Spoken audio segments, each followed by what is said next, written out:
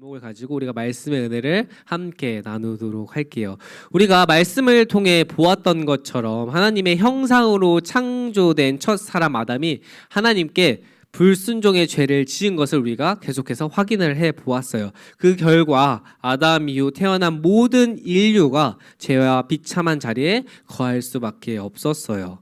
그러나 하나님께서는 우리의 희망이 없는 멸망의 자리에 두지 않으시고 예수 그리스도를 통해서 영원한 생명을 주셨어요. 우리를 위해서 이 땅에 오신 예수님을 요한 선생님께서는 이렇게 말하고 있어요. 요한복음 1장 9절의 말씀인데 요한복음 1장 9절의 말씀이 이렇게 얘기하고 있어요.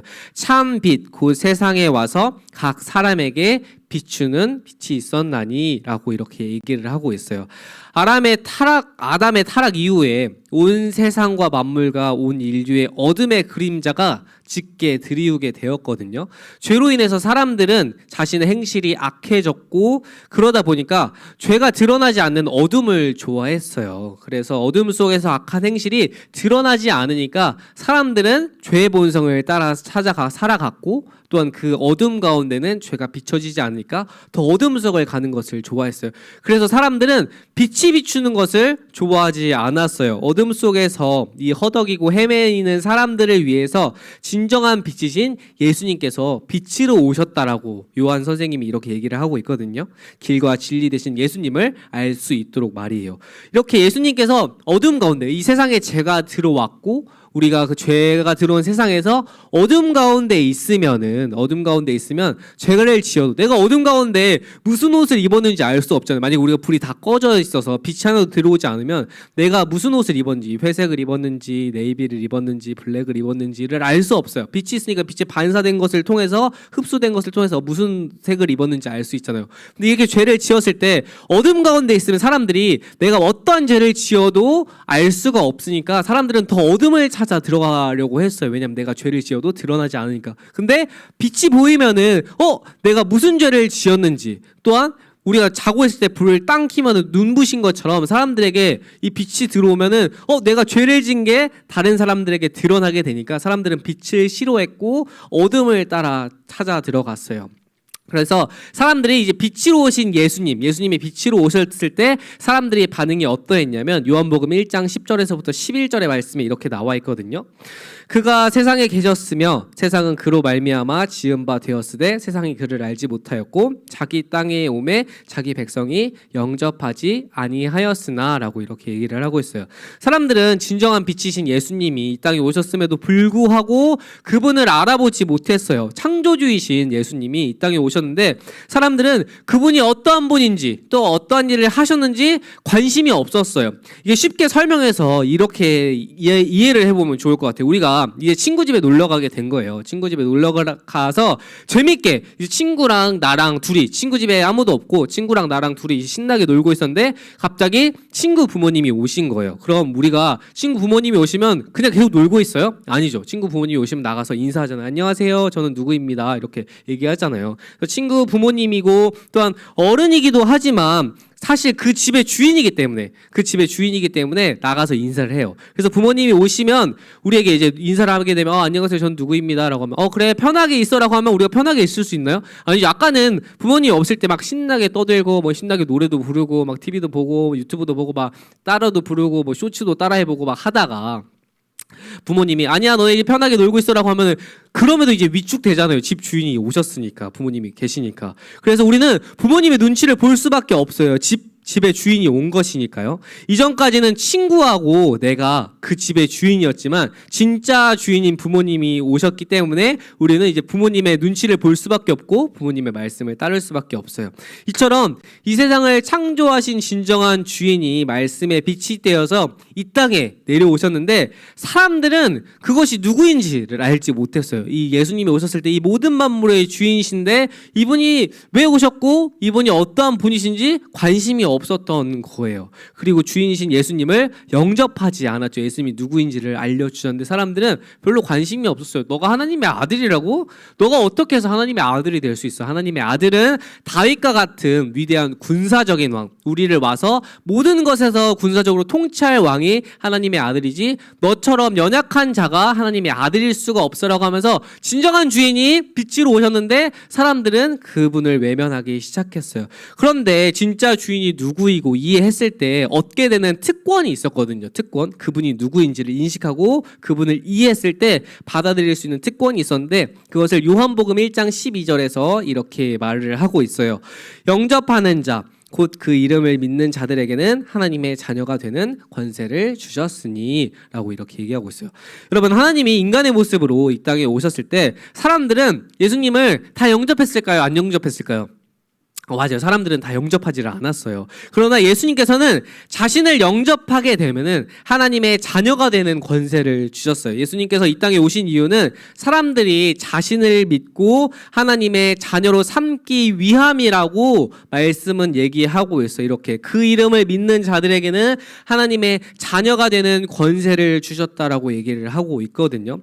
하나님의 자녀로 삼기 위해서 하나님은 자신을 이 세상 사람들을 자신의 자녀로 삼기 위해서 인간의 몸을 입고 이 땅에 오셨어요. 예수님이 하나님이 이렇게 인간의 모습을 입고 오는 걸 세 글자로 설명해요. 세 글자 뭔지 알아요? 답이 나왔는데 성육신이에요. 성육신. 예수님이 인간의 모습으로 온 것을 성육신이라고 말하는데 이 예수님이 사랑하는 우리를 위해서 하늘 영광의 보좌를 버리고 이 땅에 오신 것을 성육신이라고 설명을 해요. 왜 오셨냐면 이 신이신 분이 왜 인간의 모습으로 오셨냐면 바로 우리를 자녀 삼아 주시기 위해서. 하나님의 자녀가 된다라는 것은 이 땅에서 죽음의 끝이 아니라 영원한 아버지 집에 가서 그분이 가진 모든 것을 누릴 수 있는 특권을 얻게 된다는 뜻이에요. 그렇다면 우리가 어떻게 하나님의 자녀가 될 수 있을까요? 예수님이 이 땅에 오셨고 예수님이 오신 이유는 하나님의 자녀가 될 수 있는 특권, 그 선물을 주겠다고 오셨는데 그렇다면 우리가 하나님의 자녀가 될 수 있는 방법은 무엇일까요? 자녀의 사전적인 의미로는 생물학적으로 같은 부모님에게서 태어나야만 성립이 돼요. 우리 이제 나의 자녀, 나의 형제라고 할 수 있는 사람은 우리 형밖에 없죠. 왜냐면 우리 부모님에게 난 사람은 생물학적으로 난 사람은 두 사람밖에 없으니까. 그런데 예수님이 오셔서 예수님의 자녀가 될 수 있는 방법을 알려주셨어요. 왜냐면 자녀는 생물학적으로는 같은 부모님에게만 태어나야만 성립이 되는 거거든요. 근데 우리는 각자의 부모님이 다르잖아요. 그렇다면 어떻게 예수님의 자녀가 될 수 있을까? 그래서 이 주님께서 우리에게 자녀됨을 알려주시고자, 즉 말씀의 빛으로 이 땅에 오신 거예요. 어두운 가운데 사람들이 길을 찾지 못하고 죄에 허덕이면서 어디를 갈지도 모르고 어두운 가운데 있으면 내가 여기 앞으로 가는지 뒤로 가는지 방향 감각도 잃어버린 채 죄를 지으면서 막 허랑방탕하게 아무것도 알지 못한 채 살아가고 있으니까 어둠 가운데 우리 빛이 살짝만 비춰도 저기 빛이 있구나, 저것으로 내가 가볼까라는 그 길이 되잖아요. 그래서 우리에게 방향성을 알려주고자, 우리에게 어떠한 것이 진짜인지를 알려주고자 예수님이 빛으로, 어두운 세상 가운데 빛으로 오셨다라고 얘기를 하고 있어요. 그리고 그것을 말씀의 빛이라고 얘기를 하고 있거든요. 요한복음 1장 1절의 말씀에 이렇게 얘기를 하고 있어요.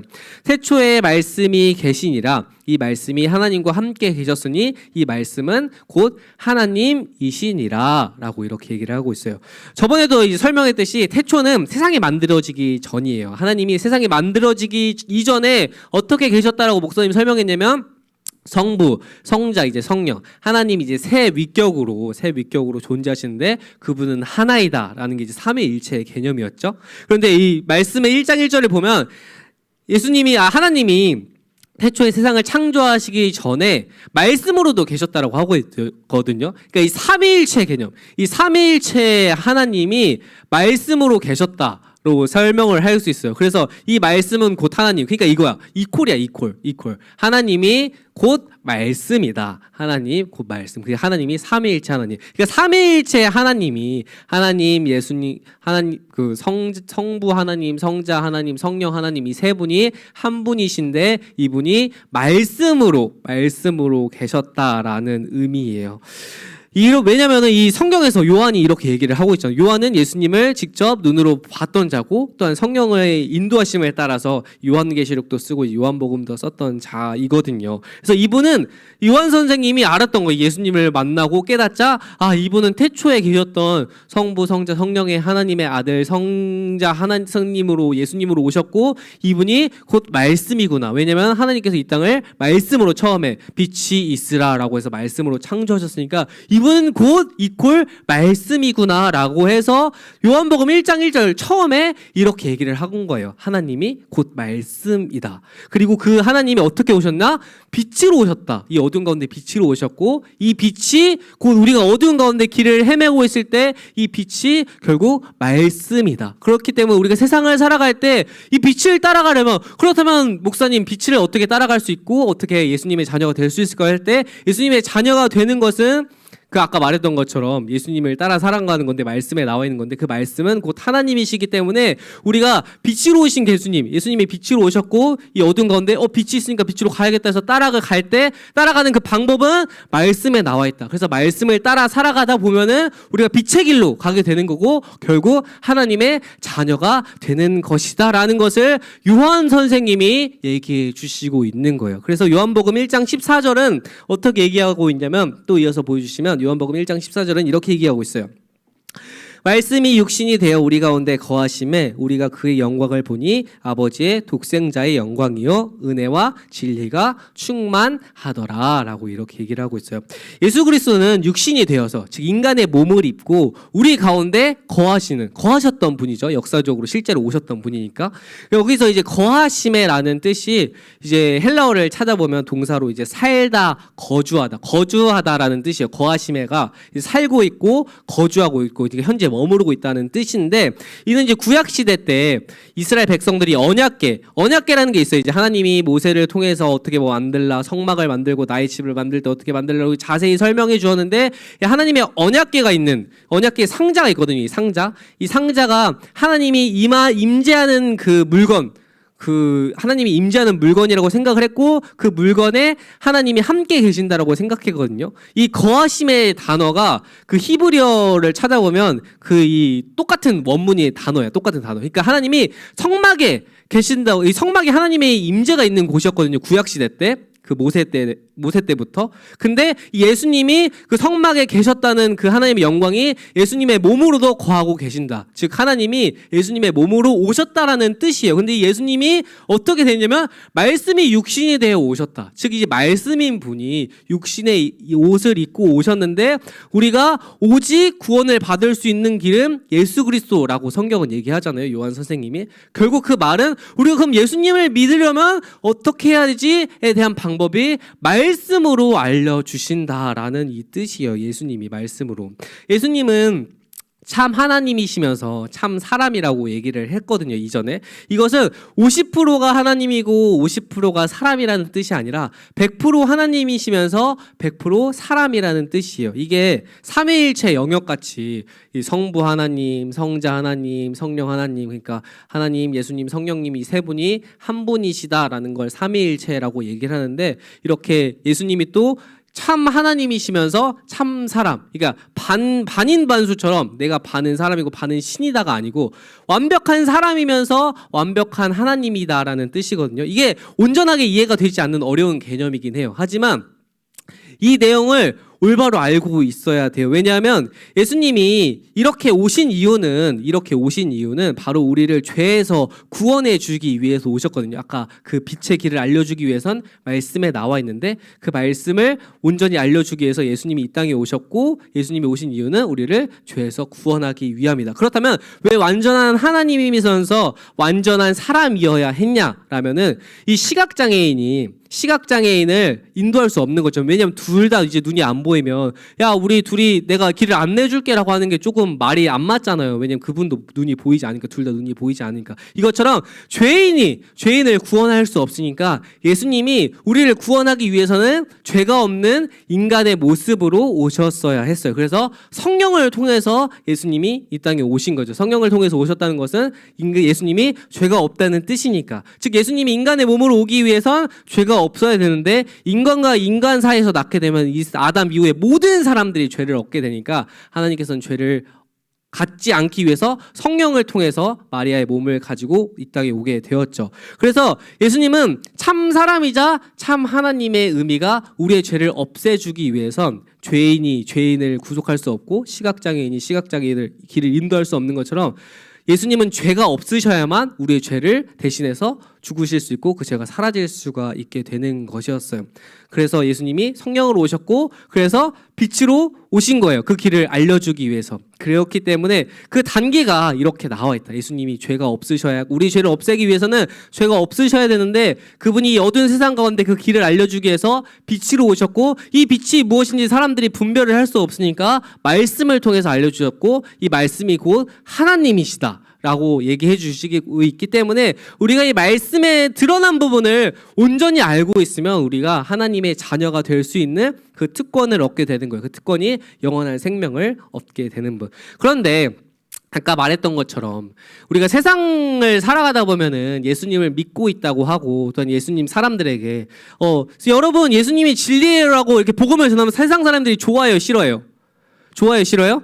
싫어하잖아요. 아까 목사님이 말했던 것처럼 이 어두운 불 가운데 내가 자고 있어. 눈 감고 있고 막 이러고 있어. 근데 갑자기 불을 딱 켜면 사람들이 싫어할까 좋아할까? 어떤 사람은 좋아할 수도 있어. 눈이 보이니까 좋아할 수도 있는데 어떤 사람들은 눈부셔 불 꺼! 라고 하는 사람들도 있어. 이것처럼 사람들이 계속 어두운 죄 가운데 있다 보니까 빛이 오는 게 싫어해. 그래서 세상 사람들은 빛이 싫은 거야. 그래서 예수님을 싫어하기도 하고 예수님을 전하면 불 꺼! 라고 하는 사람들처럼 그래서 전도를 할 때 사람들이 싫어하는 이유가 거기에 있는 거예요. 예수님 빛으로 오셨기 때문에. 그리고 우리가 또 세상을 살아가다 보면은 우리가 이제 예수님을 닮게 되면 예수님이 빛으로 오셨기 때문에 우리도 예수님을 따라 살아가다 보면 이 어두운 세상 가운데 빛을 발하게 되거든요. 예수님이 우리를 통해서 역사하게 되니까. 근데 이 어두운 가운데 빛이 보이면 우리가 이 어두운 그 가운데서도 이 달빛이 보름달이 보이면은 예전에 한석봉이 달빛을 통해서 글을 썼다라고 하잖아요. 어두운 가운데 빛이 보이면 엄청난 걸 밝힐 수 있어요. 그리고 그게 어디 있는지 알 수 있고, 왜냐면 어두운 가운데 빛이 있다는 것. 빛이 있을 때 어둠이 있는 거는 별로 티가 안 나는데 완전 깜깜한 어둠 속에 조그마한 빛만 있어도 알 수 있거든요. 이 사단이 우리가 이 세상 가운데 어두운 세상이라고 했잖아요. 근데 우리가 예수님을 닮아가면 갑자기 우리 안에서 빛이 발하게 되거든요. 예수 그리스도의 빛이. 그러면 사단이 저기 빛을 발하네. 저 불을 끌어가자라고 하면서 사단이 우리를 막 공격해. 그렇기 때문에 우리가 예수님을 믿으면 믿을수록 고난이 생기는 게 이 이유야. 왜냐면 사단들이 그 빛을 끌려고 없애려고 노력을 하거든요.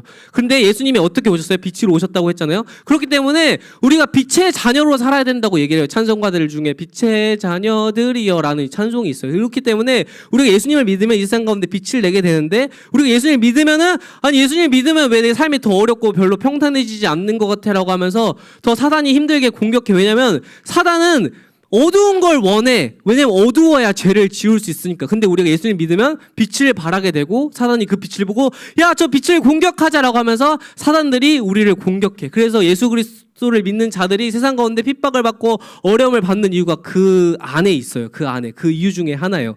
그럼에도 우리가 어떻게 돼? 그래, 나는 빛을 발하지 않고 그냥 나도 어두운 가운데 살아야지라고 하면서 예수님 믿지 않아요? 그럼 우리도 그냥 죄악 가운데 살아가게 되면서 결국 우리도 세상 사람들과 똑같이 살아가게 되는 거예요. 근데 우리는 그 빛이 뭔지 깨닫게 됐잖아요. 그러면 우리도 세상 가운데 그 빛을 발해서 우리가 함께 모여야 돼. 그래서 교회가 중요한 거야. 공동체가 중요한 거. 왜냐면 세상 가운데 나 혼자 예수를 믿는 게 너무 힘드니까. 그래서 우리가 교회 와가지고 힘든 일 얘기하잖아요. 나 한 주간 동안 세상 가운데 누구 힘들었어, 친구 때문에 힘들었어, 어려웠어라고 할 때 괜찮아. 우리가 함께 기도해 줄게. 빛이 보인 사람들이 모이면 더 큰 빛이 발하게 되니까 우리가 그래서 교회에 와서 예배를 드려야 되는 게 그 이유예요. 빛을 또 충전해야 되니까 예수 그리스도를 통해서. 우리 혼자만 낼 수 없어. 세상에 너무나 그 어둠의 힘이 강력하기 때문에. 그래서 우리가 교회에 와서 말씀을 듣고 더 세상 가운데 큰 빛을 낼 수 있도록 노력을 해야 돼요. 주님은 우리가 그렇게 나아갈 때 빛을 낼 수 있도록 도와주시거든요. 그래서 예수님이 빛으로 오신 거예요.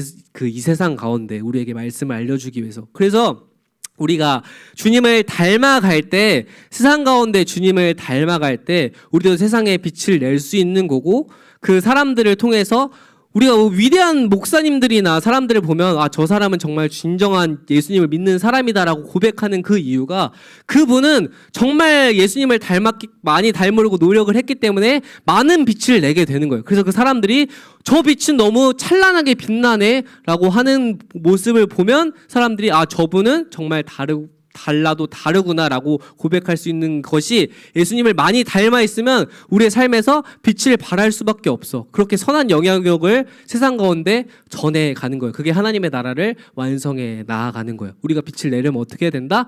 말씀에 근거해서 말씀대로 살아야 한다. 그럴 때 우리의 삶을 통해 빛을 발하게 되는 것이다. 그래서 예수님이 빛으로 오셨고 그 하나님은 곧 말씀이다라고 요한 선생님이 오늘 본문에서 설명해 주고 있는 겁니다.